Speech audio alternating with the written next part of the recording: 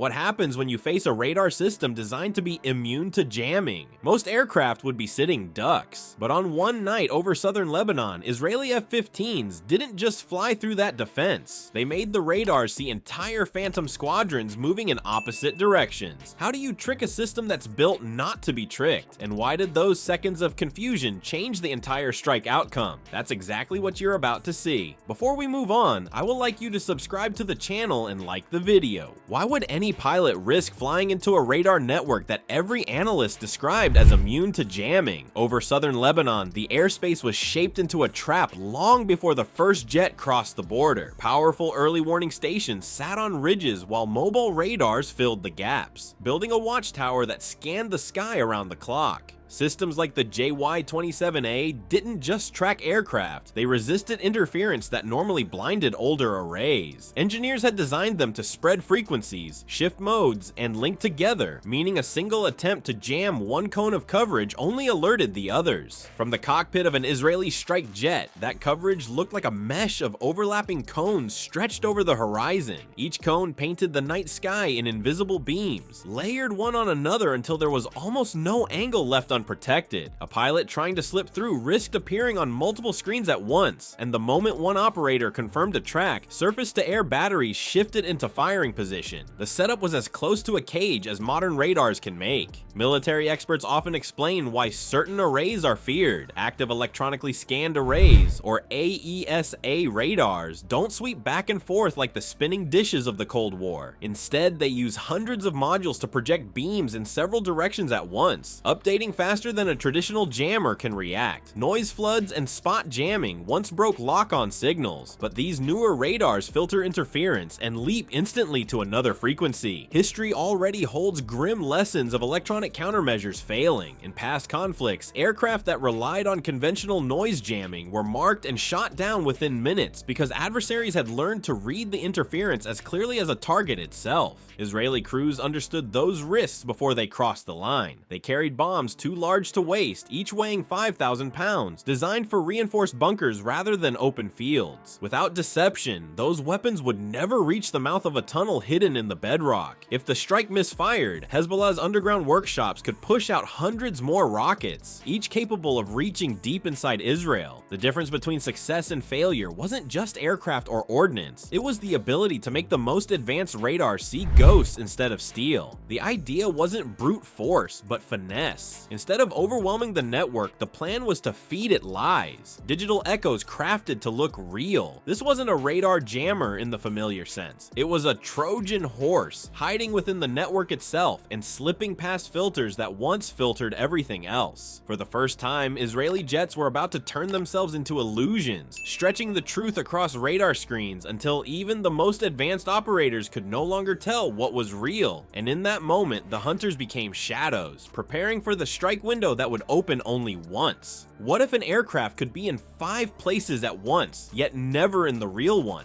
That question suddenly became more than theory as Israeli F-15I strike jets crossed into the zone, controlled by some of the toughest radar systems in the region. Mounted inside the aircraft was the SPS-2110 electronic warfare suite, a system built not simply to blind enemy radars, but to confuse them at their very core. This suite didn't operate as a lone jammer. It worked in coordination across multiple aircraft, linking signals so that what appeared on a radar screen was not one plane, but entire patterns of movement that didn't exist. Lebanese and Syrian operators sitting inside darkened control rooms had one job: scan for intrusions, lock on, and let the fire control systems finish. What they saw instead was impossible. Their scopes began flickering with targets that seemed to arrive from several directions at once. On one screen, an approaching formation split into 3 groups. On another, a contact that had been moving straight north suddenly stopped moving altogether, as if hovering motionless at jet speed. To the operators accustomed to clean tracks, these signatures looked less like enemy maneuvers and more like their systems had glitched, but the hardware wasn't broken. The disruption came from digital radio frequency memory technology, or DRFM. This system didn't just emit noise, it listened, captured incoming radar waves, carefully altered the data, and sent them back out almost instantly. The result was a mirror reflection under the crew's control. Every radar beam that painted an aircraft could be turned around and reshaped, showing showing what the Israeli pilots wanted their enemies to see. In that moment, ghost squadrons began multiplying across screens, each echo convincing enough to draw attention and waste precious seconds of reaction time.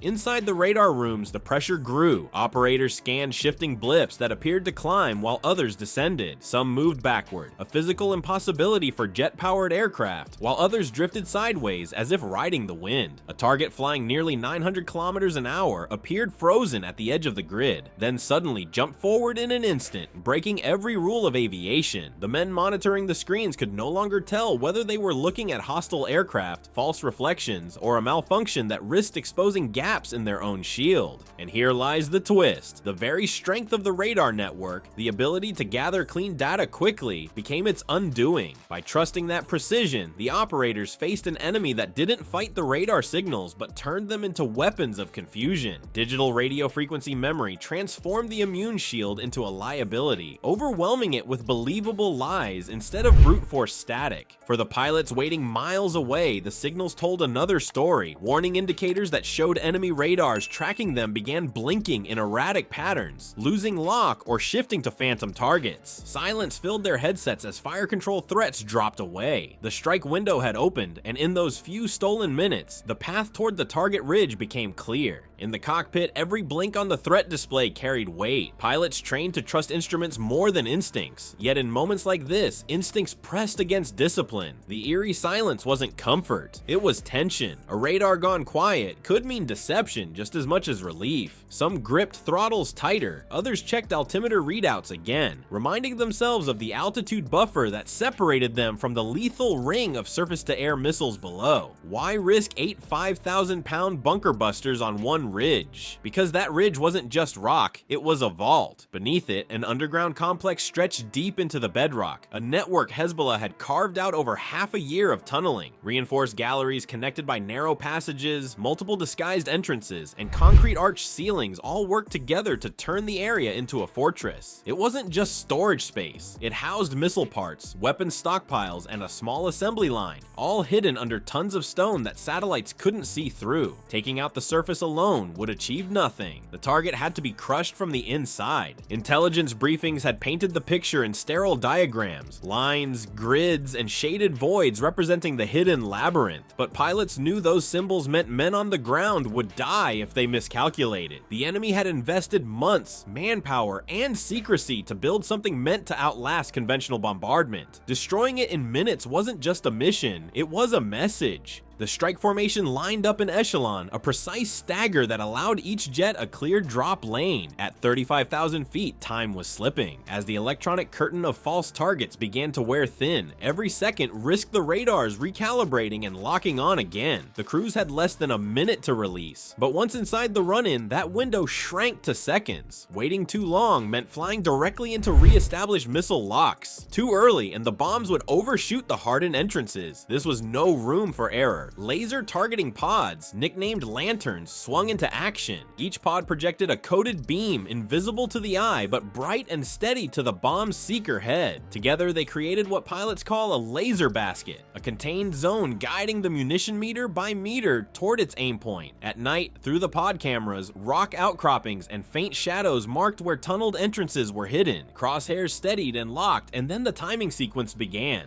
Down below, ground lookouts might have caught faint flashes in the sky, tiny reflections from aircraft skin glinting against moonlight, but no sound carried down fast enough to warn them. The mountain seemed still, indifferent, unaware of what was about to pierce its silence. In the operations rooms back home, analysts leaned forward toward their monitors, every second of live feed expanding into an eternity of waiting. In just 11 seconds, 8 GBU-28s separated from pylons. Each one carried a steel body nearly 6 meters long, encasing a dense tritonal explosive load. Unlike ordinary gravity bombs, these were built to punch through reinforced barriers. Their hard casing and narrow nose gave them the strength to dive meters into soil, concrete, or rock before detonating. The intent wasn't surface damage, it was collapsing the junction points and cutting off exits that kept the underground base functional. As the first hit, its impact shock drove deep before igniting. With two bombs striking close together, shockwaves met and reinforced each other, magnifying the destructive power underground. Seconds later, later, 6 more impacts folded into the chain, creating pressure shifts that no engineer had prepared for. The mountain shook. Pilots felt the concussions even miles away, subtle vibrations transmitted through air and metal. Pod displays bloomed with bursts of white light as shockwaves rippled out like rings on water. To those watching live through infrared lenses, the mountain seemed to convulse, bright veins of heat erupting where cold stone had been seconds before.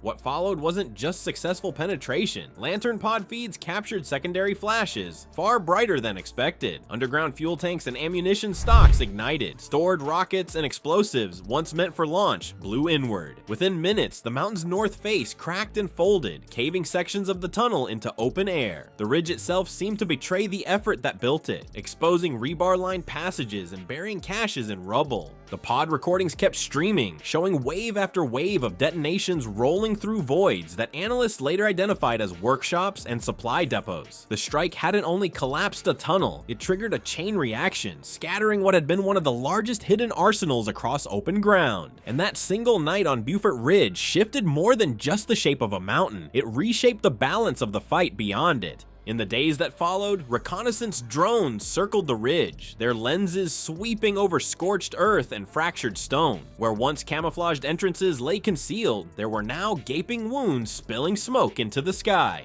Commanders reviewing the footage understood that the operation had done more than neutralize weapons. It had eroded the enemy's confidence in their most hardened sanctuaries. For the pilots, the memory of that mission would linger as one of those rare strikes where precision, timing, and luck converged to change the course of a battle. The mission began as a strike against a single fortified tunnel, but it ended by reshaping the landscape itself. What remained of Beaufort Ridge was rubble, and within that rubble lay the exposed remnants of Hezbollah's largest underground weapons cache. The strike proved that technology by itself is not victory. It was timing, deception, and precision that turned radars thought to be untouchable into nothing more than false screens. The message was clear. In modern warfare, the side that adapts and bends the rules of engagement holds the advantage, not the system advertised as unbeatable.